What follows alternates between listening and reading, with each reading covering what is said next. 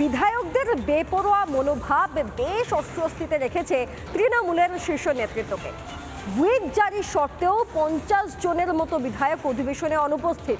ইতিমধ্যে তৃণমূলের শৃঙ্খলা রক্ষা কমিটি এই বিষয়ে পদক্ষেপ নিতে পারে, কিন্তু তৃণমূল শীর্ষ নেতৃত্ব বলার পরেও এই যে বিধায়কদের একাংশের অনুপস্থিতি, এটা কি কিছুটা ইচ্ছা করেই জল্পনা তুঙ্গে?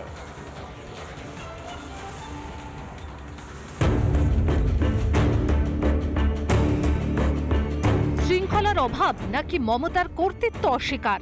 দলের হুইপকে পাত্তা না দিয়ে বিধানসভায় অনুপস্থিত থাকছেন তৃণমূল বিধায়করা, আর সংখ্যাটাও নেহাত কম না। পরিস্থিতি এমন পর্যায়ে পৌঁছেছে যে আসরে নামতে হচ্ছে তৃণমূলের শৃঙ্খলা রক্ষা কমিটিকেও। এবারও বিধানসভা চলাকালীন 50 জন বিধায়ক তারা অনুপস্থিত থাকলেন। দলের শৃঙ্খলা রক্ষা কমিটি মুখ্য সচেতকের সাথে কথা বলে এই 50 জনের তালিকা তৈরি করা হচ্ছে, তারপরেই দল কড়া ব্যবস্থা নিচ্ছে। বাজেট অধিবেশনের শেষ দুদিন জারি হয়েছিল হুইপ। সূত্রের খবর, বিধানসভায় উপস্থিত থাকার কড়া নির্দেশও ছিল দলের তরফে। দেওয়া হয়েছিল বিধায়ক পদ খারিজের হুঁশিয়ারিও। তারপরও 50 বিধায়ক বিধানসভায় আসেননি। এরপরই নড়ে চড়ে বসে তৃণমূলের শৃঙ্খলা রক্ষা কমিটি। মুখ্য সচেতক নির্মল ঘোষের সঙ্গে কথা পরিষদীয় মন্ত্রী শোভনদেব চ্যাটার্জির। খতিয়ে দেখা হচ্ছে বিধায়কদের হাজিরা খাতাও।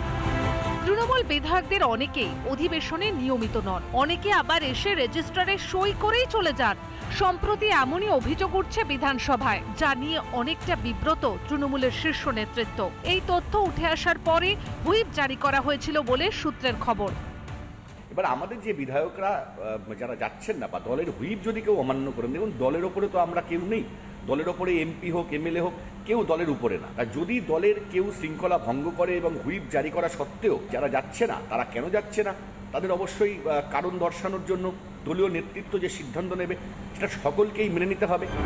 যদিও তৃণমূলের এই অভ্যন্তরীণ টানাপোড়েন নিয়ে খুব একটা মাথা ব্যথা নেই বিজেপির। যদি তাদের মাথাদেরকে টাকা তুলে দিতে সক্ষম হয়, তাহলে সে আসলো কি গেল, বিধানসভায় থাকলো কি থাকলো না, এইগুলো বিষয় না। কেন গণতন্ত্রে বা সংসদীয় গণতন্ত্রে তৃণমূল বিশ্বাসী না, ভয়ের রাজনীতিতে বিশ্বাসী। তৃণমূল আবার তার শৃঙ্খলায় তো গরুর গাড়ির হেডলাইট, ভালোই বিনোদন হচ্ছে, দেখি কোথায় যায় ব্যাপারটা। শাসক দলের বিধায়কদের একাংশের মধ্যে এই বেপরোয়া মনোভাব কেন? তবে কি দলের বর্তমান শীর্ষ নেতৃত্বকে গুরুত্ব দিতে চাইছেন না কিছু বিধায়ক? অন্য কাউকে নেতা মানেন বলে কি জেনে বুঝে মমতাকে অগ্রাহ্য করছেন এই বিধায়করা? রিপাবলিক বাংলা। খড়গপুরে দিলীপ ঘোষের বাংলোর সামনে তৃণমূলের গুন্ডামি, তৃণমূলের নেতা কর্মীদের প্রচুর বিক্ষোভ, পাল্টা প্রতিবাদ বিক্ষোভ বিজেপির। বেয়াদবি করতে আসে কেউ যে পার্টির, তাকে বাড়ি থেকে টেনে নিয়ে রাস্তায় পেটবো। ছ্যাবলামি করলে আমরাও জানি কাকে কিভাবে সুবিধা করবে। শুক্রবার দিলীপ ঘোষের গাড়ি আটকে বিক্ষোভ দেখিয়েছিল তৃণমূল।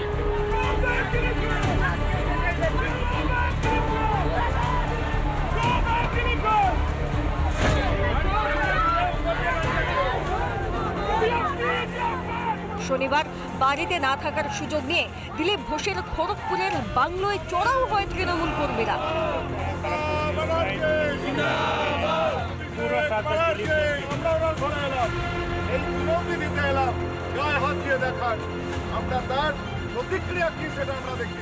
কোনো মানুষ ক্যামেরার সামনে দাঁড়িয়ে বলতে পারে না যে রাজনৈতিক নেতাদের, তৃণমূল কংগ্রেসের নেতাদের ঘরে ঢুকে বের করে মারবে। এই যে হুমকিটা দিয়েছেন, এটা আইন ভঙ্গ করেছেন। তাই আমরা নিজেরা এসেছি ওনার বাংলোর সামনে। ওনার যদি সাহস থাকে উনি আমাদের গায়ে হাত দিয়ে দেখান। শুক্রবার তৃণমূল কর্মীদের হুমকি দিয়েছিলেন দিলীপ। সামনে আসার সাহস নেই, তাই না থাকার সুযোগকে কাজে লাগিয়েছে তৃণমূল। শনিবার বিকেলে বাংলো ছাড়ার আগে পাল্টা হুঁশিয়ারি দেন দিলীপ। ততক্ষণে অবশ্য এলাকা ছেড়ে পালিয়েছে বিক্ষোভকারীরা। ভেবেছি আমি বেরিয়ে গেলাম, ওদের চলে গেছে দিলীপ ঘোষ ছেড়ে। দিলীপ ঘোষ জায়গা সহজে ছাড়ে না। তোমাদের মতো ছিচকে চোরদের নিপটাতে 2 মিনিট সময় লাগবে। দিলীপ ঘোষ খালি বলেছে, কালকে বলেছিলাম গাড়ি চালিয়ে দেবো উপর দিয়ে, আমি কিন্তু সত্যি সত্যি চালিয়ে দেবো। আমার সামনে নেই, পিছনে নেই, মা আমার নাম কেটে দিয়েছে লিস্ট থেকে। তোমাদের কি হবে ছেলে মেয়ে বউদের ভেবে তারপরে আমার সঙ্গে লাগতে আসে। এদিন তৃণমূলের বিক্ষোভের পাল্টা প্রতিবাদে সরব হন বিজেপি কর্মীরাও। তবে এদিনও নিজের মন্তব্যে অনড় ছিলেন দিলীপ। রাজনীতির একটা সীমারেখা থাকা চাই। ওরা যদি মনে করে আমার বাড়ির সামনে ধর্ণা দেবে, জানিয়ে আসা হচ্ছিল, আমি তাহলে ভালো ট্রিটমেন্ট করতাম। আমি তো একটা প্রোগ্রাম গেছিলাম, খেতে বসেছিলাম, খবর পেলাম যে এসছে ওরা, আমি তাড়াতাড়ি এলাম ওদেরকে স্বাগত করার জন্য, চলে গেল। দিলীপ ঘোষের মন্তব্য নিয়ে তীব্র প্রতিক্রিয়া দিয়েছে তৃণমূল। দিলীপ বাবু ফ্রাস্ট্রেটেড, দাবি মন্ত্রী অরূপ বিশ্বাসের। দিলীপদা খুব ফ্রাস্ট্রেটেড গাই, উনি কোনো কিছু পাচ্ছেন না, কিছু পাওয়ার আশা করছেন। কিছু পেতে গেলে দলের কাছে তাকে একটু হিরোইজম দেখাতে হবে, উনি দেখাচ্ছেন, দেখাক। কিন্তু একটা কথা ঠিক, আপনি আপনার দলের কাছে হিরোইজম দেখিয়ে যা খুশি বলুন, বাংলার যারা মা, বাংলার যারা বোন, তাদের কখনো অপমান করবেন না। আক্রমণ তো প্রথম থেকেই হয়েছে, তারপরে আমি এখানে এমপি হয়েছি, এখানে এমএলএ হয়েছি, পার্টি আজ এত বড় হয়েছে। ওটা জেনে রাখুক, দিলীপ ঘোষের উপরে আক্রমণ করলে বিজেপিটাই বাড়বে, ওরা নিশ্চিহ্ন হয়ে যাবে। এদিন দিলীপ ঘোষকে গ্রেফতারের দাবি তোলে তৃণমূল, পাল্টা বিক্ষোভে বিজেপি। সব মিলিয়ে উত্তপ্ত খড়গপুর। ভাস্কর বসুর রিপোর্ট, রিপাবলিক বাংলা। 6 এপ্রিল অর্থাৎ রাম নবমীর দিন কেকেআর বনাম লখনৌ সুপার কিংসের ম্যাচ গুয়াহাটিতে চলে যাওয়ার সম্ভাবনা তৈরি হতেই তুঙ্গে রাজ্যের রাজনৈতিক বিতর্ক। এদিকে ইতিমধ্যে একটি ইঙ্গিতপূর্ণ পোস্ট করেছেন সৌরভ গাঙ্গুলি, আর অন্যদিকে এই প্রসঙ্গে রাজ্যের বিরোধী দলনেতা শুভেন্দু অধিকারীর বক্তব্য যে আইন শৃঙ্খলায় নয়, পুলিশের যাবতীয় নজর তোলাবাজিতে।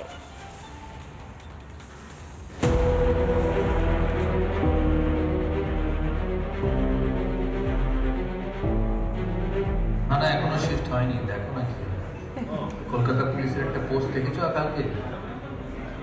হ্যাঁ, তা মনে হয় না শিফট হবে, দেখা যাবে। রামনবমীর দিন কেন আইপিএল ম্যাচে নিরাপত্তা দিতে পারবে না কলকাতা পুলিশ? 6 এপ্রিলের কলকাতা নাইট রাইডার্স ও লখনৌ সুপার জায়ান্টসের ম্যাচ গুয়াহাটিতে স্থানান্তরের সম্ভাবনা নিয়ে ক্রমশ চড়ছে রাজনৈতিক পারদ। এই আবহে ইঙ্গিতপূর্ণ মন্তব্য প্রাক্তন বিসিসিআই সভাপতি সৌরভ গাঙ্গুলির। ম্যাচের সূচি বদল নিয়ে এখনই আশাহত না হওয়ার বার্তা প্রাক্তন ভারত অধিনায়কের। আমার মনে হয় না শিফট হবে, চেষ্টা চলছে এখানে রাখার। আমি কলকাতা পুলিশ নিশ্চয়ই সিকিউরিটি দেবে আর খেলাটা এখানে। আপনি আশাবাদী? হ্যাঁ, ফুল আশাবাদী। ইডেন গার্ডেন্সে যে সূচি বদল হচ্ছে তা নিয়ে কলকাতা পুলিশের যে পোস্ট, তাতে ছিল যে বিভ্রান্তি ছড়ানো হচ্ছে, কিন্তু কে বা কারা এই বিভ্রান্তি ছড়াচ্ছে সে বিষয়ে কোনো কিছু কিন্তু খোলসা করে বলা হয়নি। কলকাতা পুলিশের যে পোস্ট, সে পোস্টের কথা শোনা গেল এবার সৌরভ গাঙ্গুলির মুখেও, তবে ম্যাচ নিয়ে তিনি কিন্তু ধোঁয়াশায় রেখে দিলেন। ভুলে গেলে চলবে না, কলকাতা পুলিশ যে নিরাপত্তা না দিতে পারার কথা বলেছে তা স্বীকার করেছেন খোদ সিএবি সভাপতি স্নেহাশিস গাঙ্গুলি। দেখুন, আমাদের অলরেডি কলকাতা পুলিশের সঙ্গে দুবার মিটিং হয়ে গেছে। ওরা গ্রিন সিগন্যাল দেননি আমাদেরকে, ওরা রাইটিংয়ে জানিয়ে দিয়েছে because of some security issues ওরা পুলিশ প্রোভাইড করতে পারবে না। পুলিশের অপদার্থতাকে নিশানা করে সমাজ মাধ্যমে সরব বিরোধী দলনেতা শুভেন্দু অধিকারীও। সমাজ মাধ্যমে পুলিশের বিরুদ্ধে তোলাবাজির অভিযোগ শুভেন্দুর। আইন শৃঙ্খলা রক্ষা নয়, তোলাবাজিতে ব্যস্ত পুলিশ। এভাবেই প্রতিদিন টাকা তোলে মমতার পুলিশ। পুলিশ জনসাধারণকে নিরাপত্তা দিতে অক্ষম। সামান্য আইপিএল ম্যাচেও নিরাপত্তা দিতে অক্ষম। পুলিশ এখন দলদাস, চাটুকারিতা ও তোলাবাজিতে পারদর্শী। একদিকে আইপিএল ম্যাচে নিরাপত্তা না দিতে পারা নিয়ে যখন অভিযোগের আঙুল উঠছে, তখন আইপিএল এর টিকিটে কর বাড়ানোর দাবি উঠছে কলকাতা পুরসভায়। বিনোদন কর বাবদ আইপিএল এর টিকিট বিক্রি থেকে যে টাকা পুরসভা পায় তা বাড়ানোর দাবি তৃণমূল কাউন্সিলর বিশ্বরূপদের। ক্রিকেটের ক্ষেত্রে আসল কিছু 15 টাকা বিনোদন কর ধার্য আছে। আইপিএল এর টিকিটের দাম আন্তর্জাতিক ক্রিকেটের থেকে অনেকটাই বেশি। রিয়েলিটি শোর জন্য আসল কিছু যেমন 50 টাকা বিনোদন কর ধার্য আছে, আইপিএল এর ক্ষেত্রেও তাই করা উচিত। রামনবমী তো পালিত হচ্ছে গোটা দেশেই, তারপরও কলকাতা পুলিশ কেন সেই দিন সামান্য একটা আইপিএল ম্যাচে নিরাপত্তা দিতে পারবে না? রামনবমীর দিন কি বড় কিছু হতে চলেছে? অপর্যাপ্ত পুলিশ নাকি অন্য কোনো ভয় কাজ করছে পুলিশের মধ্যে? রিপাবলিক বাংলা। নানা ধরনের কন্টেন্ট দেখার জন্য লাইক করুন, শেয়ার করুন আমাদের ফেসবুক পেজ, সাবস্ক্রাইব করুন আমাদের ইউটিউব চ্যানেল। পাশাপাশি অন্যান্য ব্রেকিং নিউজের জন্য অবশ্যই চোখ রাখুন রিপাবলিক বাংলায়।